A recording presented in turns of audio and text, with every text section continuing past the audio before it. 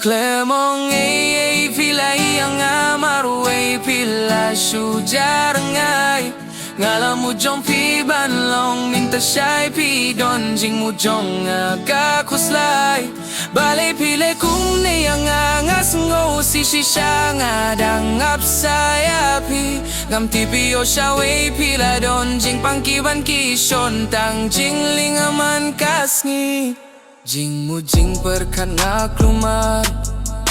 haba pile kune ngampoy pirkat ba pinlekyar siya nga wambyang ale nga kwabantip kumno pilong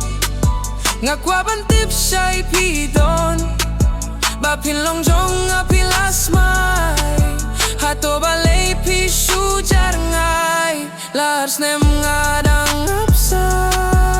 banpay siya way ngam kwa henraya pingam tipan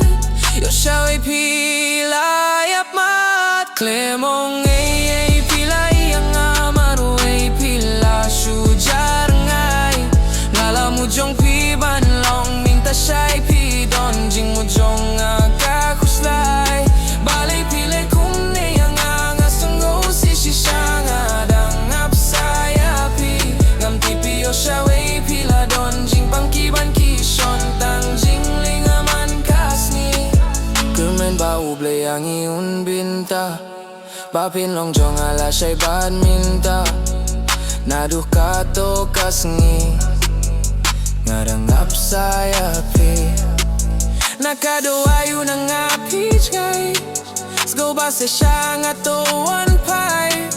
nga kwaban tipi ka jing shisha niyo pibit ya kapisa hang ne marway nga shong ngas ngap takisat song kane ka jing gway siya pang jong pi ngit pinwampay akaway kasni Khlem Ong Eiei pila iyang amaruay pila sujarangay ngala mo jong piban long minta siya'y pidon jing mo jong kakuslay balay pile